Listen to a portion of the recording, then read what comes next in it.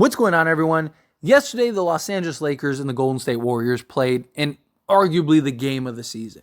This game, when I say this game took like 10 years off of my life, I'm not over-exaggerating.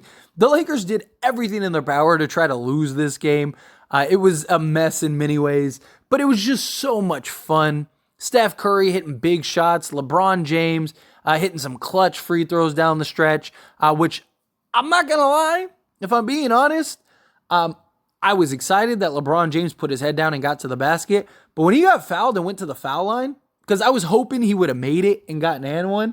But when he got fouled and went to the foul line, I was stressing.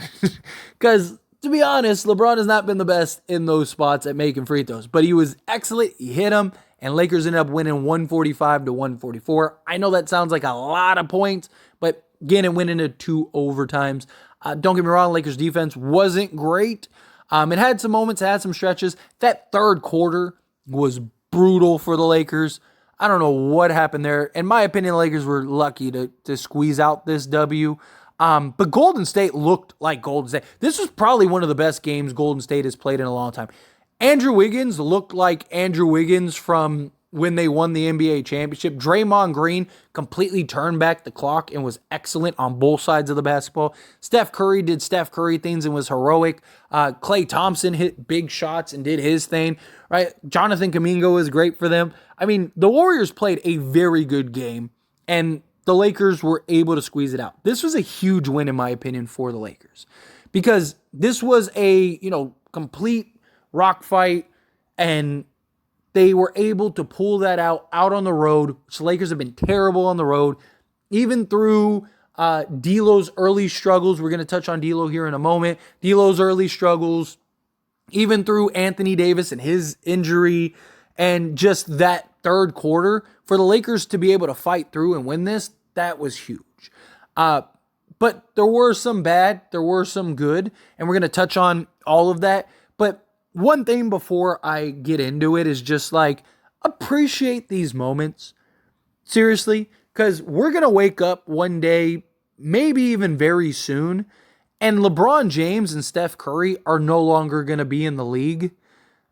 And it's going to be a sad day, because these two are they're so incredible. They're so dynamic. Again, however you feel, whether you think these two guys are bums or these two guys are the greatest players ever, appreciate it, because this is true greatness that, again, we're not going to have for much longer, and it's going to be the end of an era. So appreciate it and enjoy it. Also, make sure to like the video and subscribe to the channel. But this was Darvin Ham's worst coached game, in my opinion.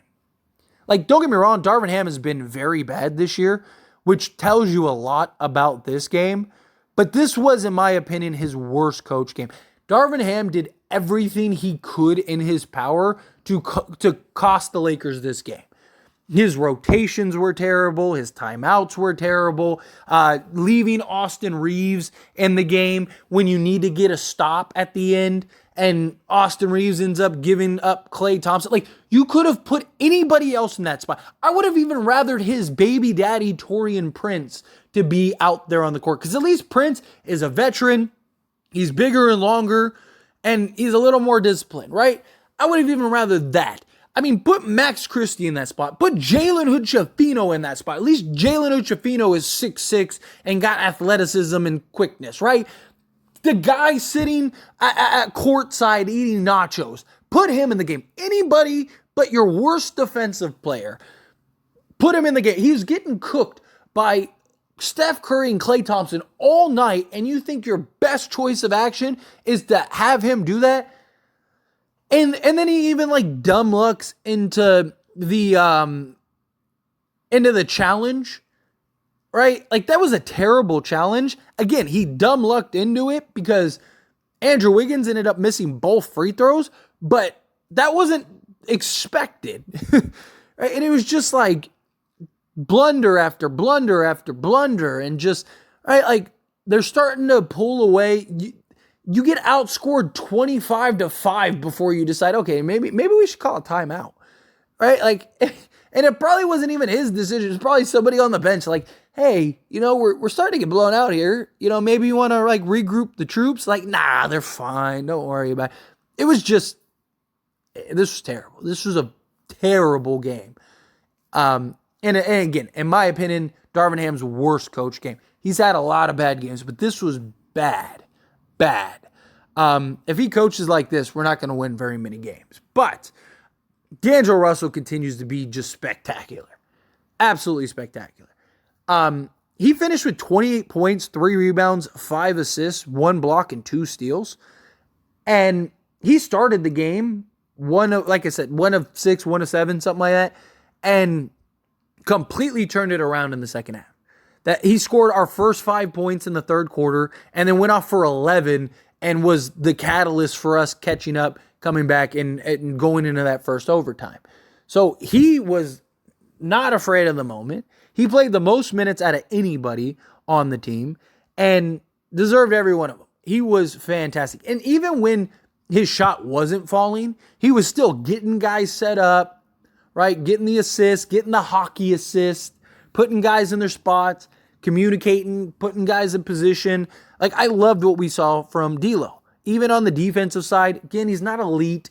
He's not defensive player of the year or anything like that, all defensive team type guy, but he's been good enough, right? Which is what you want, what you need. He had some great plays. He had some nice plays. He had those, 3 straight turnovers towards the end of the game in that second overtime, and he completely redeemed himself by shooting that 3 that regained us the lead. But there's a couple ways you can look at this. First off, before I get into it, I personally hate that shot in that position. I love that D'Lo hit it. D'Lo made it. You're the hero. All of us are praising D'Lo, and we're all talking about how D'Lo is the GOAT, right? But it was a terrible shot. And if he missed that shot after those 3 straight turnovers, everybody would be in the comment section of this video screaming, we need to trade D'Lo. He's trash. Get him off the team. Right? Because if he misses that, we lose the game. He makes that, we win the game. He made it, we won the game. Guess what? He's the hero. So credit D'Lo. Don't get me wrong.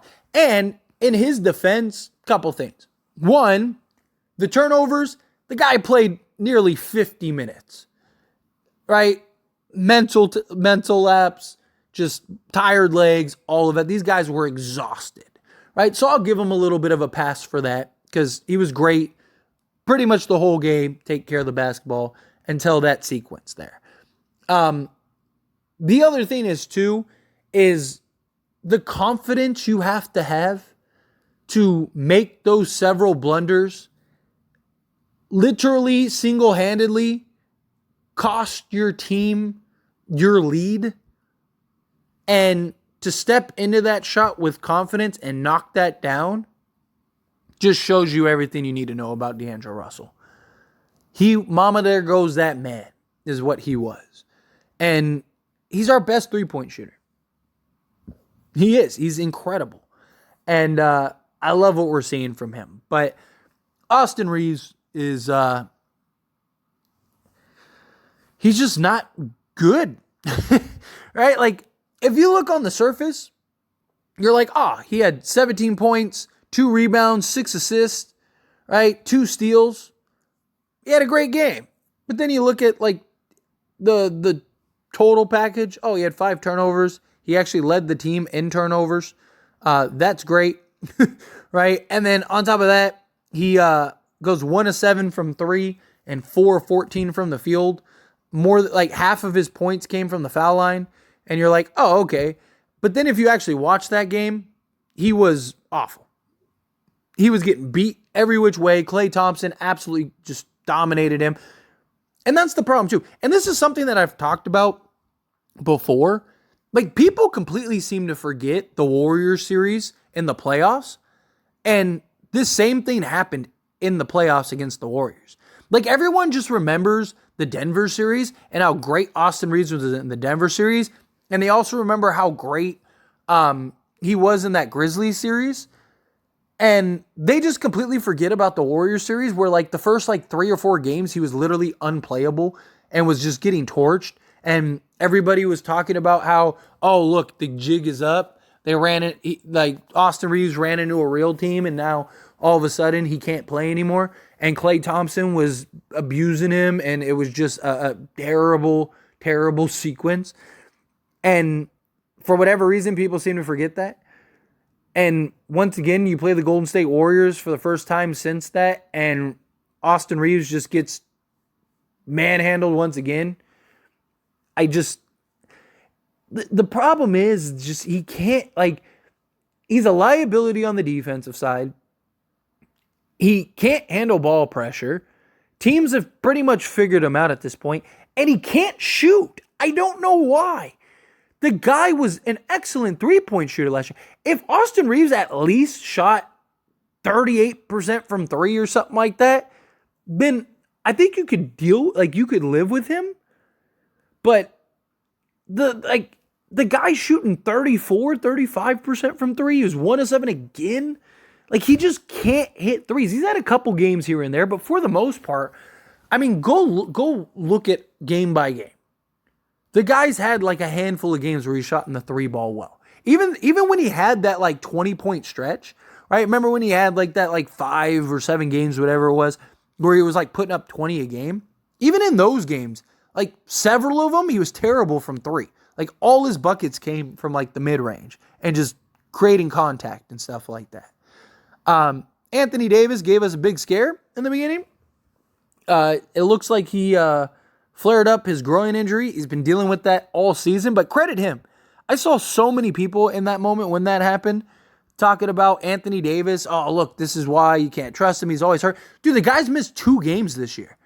Like, Anthony Davis is leading the league in most games played since last season, and people are still talking about the man like he's missed 20 this season, and the guy still came out and played when he didn't have to and clearly wasn't himself and still dropped 29, 13, 3, 4 blocks, only had 2 turnovers, and had several huge plays, rebounds, blocks, etc. And the guy gets no credit, no love. All those people that were talking mess about him, none of them were like, oh, good, like, that's what I need. That's like, I should have bit my tongue. Nothing. They all were just like, it's just so silly to me. Because Anthony Davis, like, we are the Detroit Pistons without Anthony Davis. Literally, we can't win a game without Anthony Davis. And people are talking about him being glass out. Like, they should be praising and thankful for Anthony Davis. Dude continues to be just incredible. Absolutely incredible. But Jared Vanderbilt, dude, he has been A1. I mean, the energy, the effort, the defensive side is just, he's back. He's just an absolute menace, just dominating and controlling all aspects on the defense side. I mean, he just covers so much ground. He is so amazing to watch. Like, I just love watching him. Played 41 minutes as he should, which also Taurean Prince, he only played 24 minutes, which is great. Right? Like, there's no reason look, I love Taurean Prince. I don't even mind if the Lakers were to start Taurean Prince, but you got to move Reeves to the bench, right? Like, if they wanted to go D'Lo, Prince, Vanderbilt, LeBron, and AD, I'm all for that. Taurean Prince, he's been our best shooter, not named D'Angelo Russell. I know people were like, oh, he gave us a goose egg. He only took 2 shots and, like, barely touched the ball this game. He was pretty bad. Don't get me wrong. He had a bad game. But, like, he's been one of our most consistent guys all season. He's been basically a lock for like 3 to 4 threes a game for a good majority of the season. But the issue is the amount of playing time that he plays. There's no reason Taurean Prince should be playing 30 to 35 minutes a game. There's just not. He should be in the game. Like, again, if you want to start Prince, right? Darvin Ham likes Prince. He wants to keep Prince's shooting around LeBron James and Anthony Davis. I'm all for that. That's fine. It actually makes a lot of sense. But not alongside D'Lo and Reeves, because now you have no athleticism out on the perimeter and you have no real defense out on the perimeter, right? Your best defender out of the three is D'Angelo Russell, right? Like, and Taurean Prince, again, is serviceable, but he's not great defensively. And so, to me, it's like, okay, if you want to keep Prince in the lineup, that's fine. Put Prince at the 2, D'Lo at the point, put Vando at the 3, and then now Reeves gets to come off the bench where he's best at as the 6-man role. That's what I would do if you are adamant about keeping Prince in the starting lineup, right? Fine. You got to move Jared Vanderbilt into the starting lineup. You got to. Whether it's bringing Reeves to the bench or Prince to the bench. One of those two need to go to the bench. And Jared Vanderbilt needs to be put into the starting unit. Also, offensively, Jared Vanderbilt has been fantastic. He's just constantly moving without the basketball. He's constantly backdooring people. Pause. He's just doing everything you could ask for on both sides of the basketball. The guy had a 14-9-5 game, 4-7 from the field with 4 steals, and was a plus 30. The guy was a monster and a menace this game. And he's been that for the last, since he basically came back from injury. I love what we're seeing from him. But anyway, as always, this is a discussion, so I pass the question on you. Let me know your thoughts and opinions down in the comments below. What did you think? How did you feel about yesterday's game? Did you love it? Did it stress you out as much as it stressed me out? Do you agree that it was Darvin Ham's worst game? Do you not? Again, however you feel, whatever your thoughts are, I would love to hear it. So let me know down in the comments below. That being said, if you haven't liked this video, hit that like button. Helps me out a lot. Lets me know you enjoy these types of videos, and I truly appreciate it. Not subscribe to the channel, hit that subscribe button. Turn on the bell notifications. Appreciate y'all. See you in the next one. Thank you.